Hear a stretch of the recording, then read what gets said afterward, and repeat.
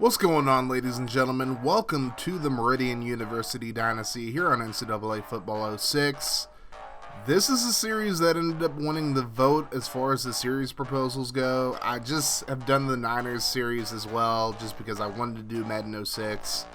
This series was always in the works, and here it is finally. I know you guys have been waiting for a while, and we're finally going to get started with it today. So, Meridian University is obviously a fictional college. They're based out of Meridian, Idaho, which is the third largest city in the state of Idaho, behind Boise and Nampa. They're led by former Meridian quarterback Roy Armstrong, and they have a pretty weak team. This is going to be their first year playing in Division I, and they got a pretty rough schedule to start off. I mean, they do start off with Sacramento State, but then they have two big games against Texas and then USC. Then they play Colorado State. Then they begin their WAC conference play. Yes, they're going to be playing in the WAC conference, which doesn't exist in college football anymore. And look at this top 25. You got Tennessee and Iowa, who are 2 and 3. USC being number 1 isn't too big of a surprise. But there are a lot of teams in the top 25 that you're not going to see nowadays. I mean, just seeing Bama at 16 is crazy. But then you see all these different teams in the top 25 who you wouldn't even think to be top 25 teams nowadays. Meridian obviously is the bottom team there. I did put Idaho State in this series as well at the request of my homie Lucky7, who's my head coach in Optimus Cline's FCS Dynasty. Big ups to Optimus Cline. If you guys haven't subbed to him, then go check him out. Also, I want to give a big shout out to my man Uncle Sam's Reject, who's actually just started with his own NCAA 06 Dynasty. He's going through it right now. But his series is very entertaining. All of his series are very entertaining, so definitely go check both of those guys out. Links will be in the description, but they should have gotten pop-ups in their top right corner. Now, I did edit a few people into this series, like obviously Matt Leinart, Vince Young, Lendale White, Reggie Bush, even Derek Hagan, and Jared Sobransky is one guy I edited in as far as names go. I did most of Florida State's roster as well, just because I'm a Florida State fan, as most of you guys know. But I didn't edit every single player in, so you're going to have to forgive me if one of your favorite players from back then aren't edited in. I mean, I got other things to do. I have other series to attend to, so I couldn't just spend a whole week just editing every single player in. So, Meridian does have one player in the all-WAC second team, and that is Jay Washington, the middle linebacker. We do run a 3-4, so he's one of our 2 middle linebackers, but he's the lone all-WAC player that we have. So now let's introduce you guys to the roster. We have a lot of different user-made players, and this is going to start off with Dan Foley, who will be the starter early on in this series. He will get the start against Sacramento State. He's a left-handed quarterback, not a ton of speed, but he has decent enough agility, but throw accuracy is his main game. Then you got Matt Henry, who's a true freshman. He's another guy who's not very fast, doesn't even have much agility or acceleration, but he's probably the best all-around passer on the team. Then you get Jake LaFleur, another true freshman. Now, he is a better thrower than both Henry and Foley, but the problem is he doesn't remember the playbook very often, and that causes issues, and he's a bit of a procrastinator as well, so once he works out those kinks, he might be a good quarterback. At running back, they got Richard Darwin, who is the main running back, though they do run backs by committee. Darwin is the fastest running back, doesn't have the best agility, and his acceleration isn't very good in the open field, but he's pretty good at protecting the football, which is why he's the top running back on the team. Then you got Kevin Branson, who is the biggest running back on the team. He's the power guy of the trio of running backs that they use. Not the fastest guy in the world, but has pretty good agility, and his acceleration in the open field is pretty good as well. His big problem, though, he's not very good at protecting the football. Hopefully he'll be able to change that. Next up, we got Wes Smith, who is very similar to freshman Richard Darwin. He's a fast guy, doesn't have the best agility or acceleration, though he's better than Darwin at both of them. But again, his thing is the same thing as Branson. He's just not good at protecting the football, so he'll have to improve on that. Meridian has some pretty good receivers on the team, starting out with DJ South, who is the top receiver on the team after a very good freshman campaign back when they played in Division II. He's pretty fast, has good agility and acceleration, and his catching is very good. He's just not able to really break away from defenders, and he's not the strongest receiver in the world, so he'll have to work on his strength. Then we have Andrade Edwards, who's kind of like the Julian Edelman of the team. He's like the possession receiver. He's very good at catching the ball, but doesn't have the best vertical in the world, which causes him to kind of be underutilized in the passing game. But he is a kick returner on the team, surprisingly enough. Then we got Jacob Hill, who has a lot of speed and is very good at catching the ball as well, and is actually probably the best run blocker of these three at least. He just has to work on his agility and his acceleration, and he has to do a better job of being aware when the ball's coming to him. He could work on his carrying as well. Last but not least, we have Jalen O'Neal. So we actually have 4 receivers on this team who are really good. He's the fastest of these 4, and his jumping is very good.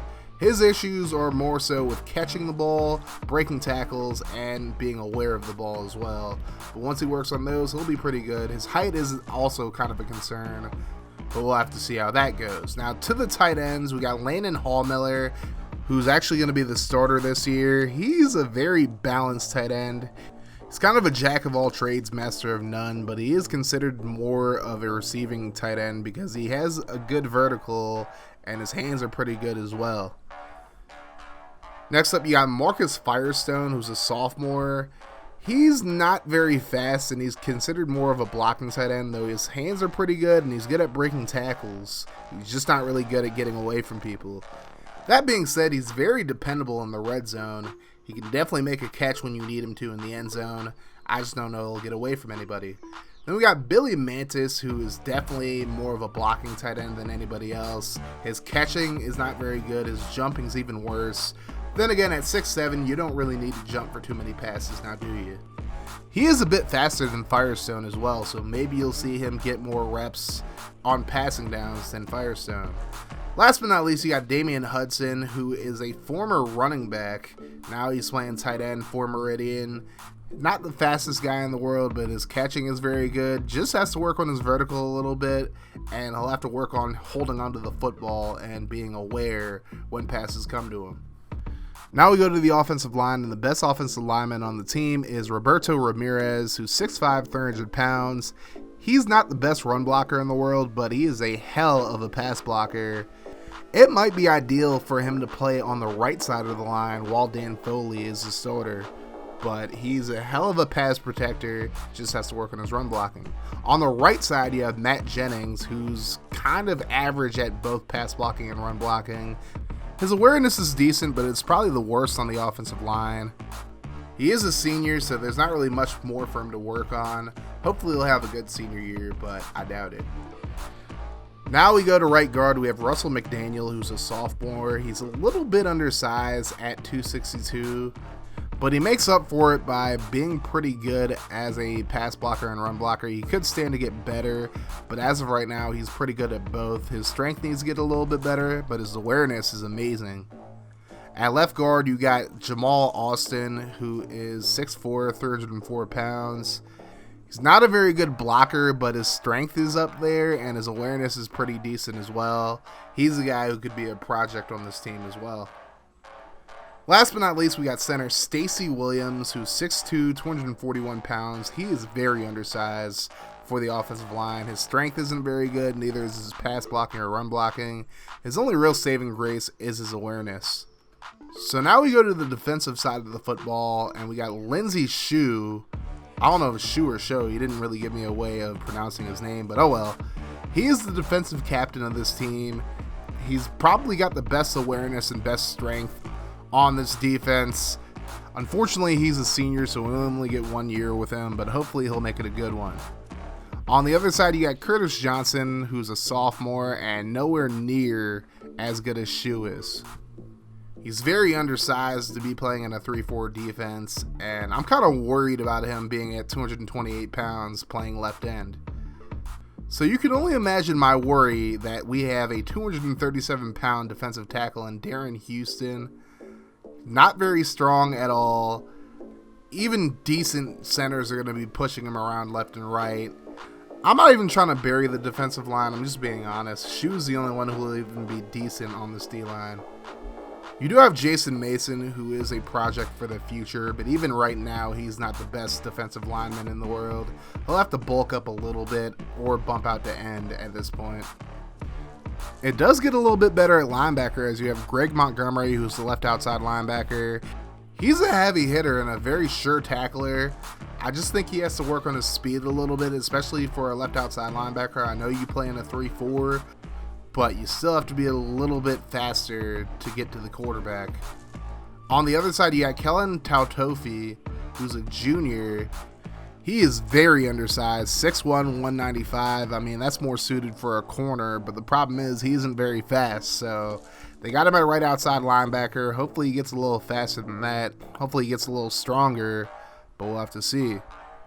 We got Jay Washington, who's a middle linebacker, and of course the only all-WAC player on this team.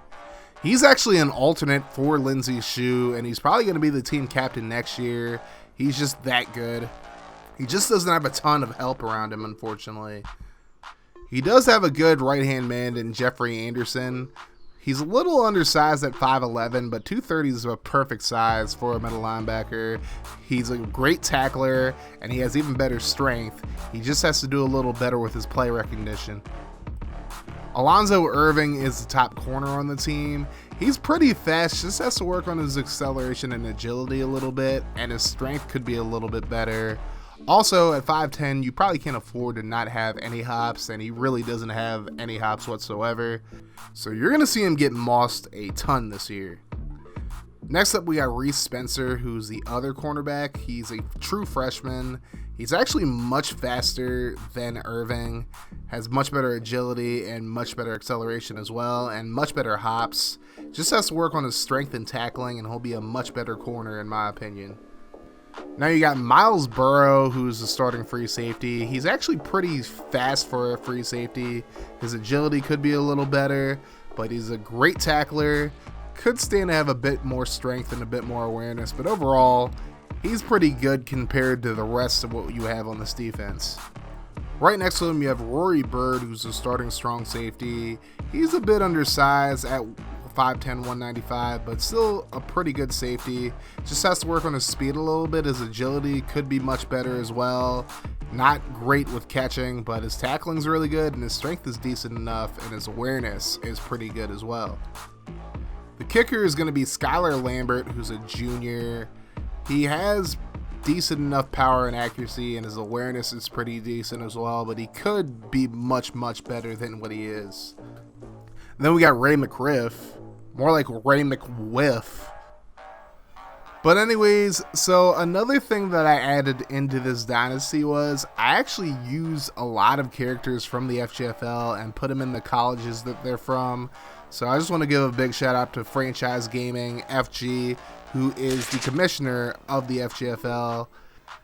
And I want you guys to go check out his YouTube page. He has plenty of Dynasty and franchise content on his channel. And go check him out on Twitch. Go join the FGFL. I got some links in the description down for the FGFL as well, the Discord server, and of course FG's Twitch link. So go check him out. Big ups to Blackjack as well, who created most of the players that I added into this series. Blackjack's the one who does all the draft classes for the FGFL. Obviously, he also does draft classes for Mr. Hurricane and Moonlight Swami.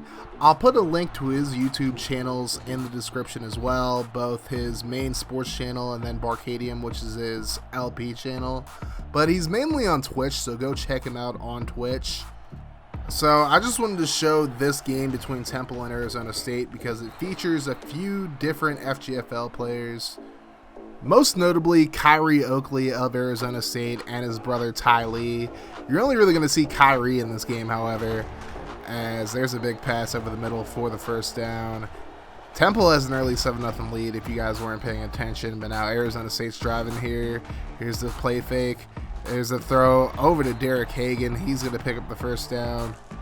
And then here's Davis looking down the field. He's going to let it fly. Hit as he throws, and he finds Kyrie Oakley in the end zone. Touchdown, Arizona State. They tie the ball game at 7. Those Oakley boys are something else, let me tell you. I'm not going to show too many games this year, just FYI, just because a lot of the guys from the FGFL aren't starters quite yet. Even Kyrie Oakley is the slot receiver for Arizona State, so he's not going to get a whole lot of PT. So don't expect too many games. I just kind of wanted to show this game as, you know, just showing that some of these guys are going to be in this series from the FGFL. I just wanted to promote the FGFL, and I felt like putting people in this series would definitely help promote the league. It's definitely a fun league to be a part of, whether you're a coach or a player. Right now we have a lot of spots for players. We don't have any spots for coaches, and we're kind of moving forward towards FGFL 21.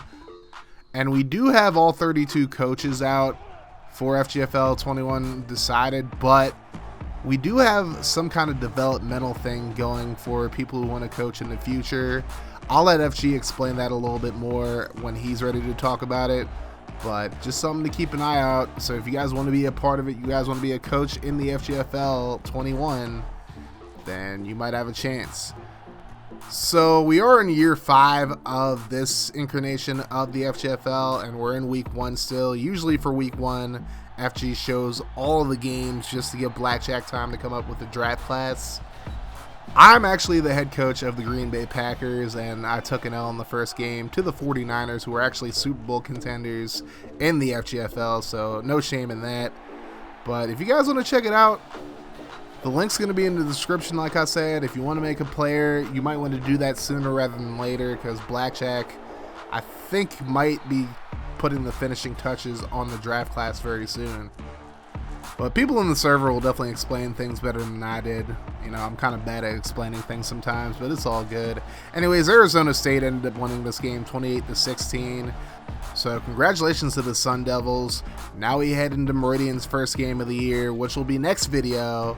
Sacramento State coming to town to face Meridian. Of course, Sacramento State is the team that I've used for 2 different series. One on this channel, obviously, the Sacramento State College Hoops Legacy. And then I did a Dynasty in NCAA Football 14 with the Sacramento State Team Builder team. Realistically, this is really the only game we have a shot at winning.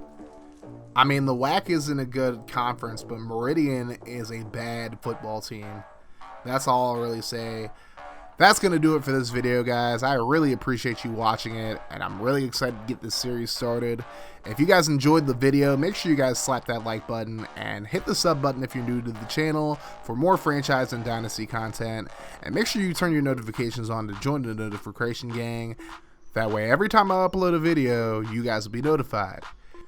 If you like what I do in the channel and you want to support me in a more personal way, consider becoming a patron on Patreon or a channel member here on YouTube. Neither of them are required to enjoy the content on this channel, but they're both very much appreciated, and there are so many different bonuses to doing either or, including early video uploads and much more. Anyways, that's going to do it for me. This has been Kaz from Craniac Gaming. You guys have yourselves a wonderful rest of your day, night, or whenever you're watching this. Like I always say, guys, no matter what happens, make sure you keep that mofo rolling. I love y'all 3000. I'm outie 5000. Deuces.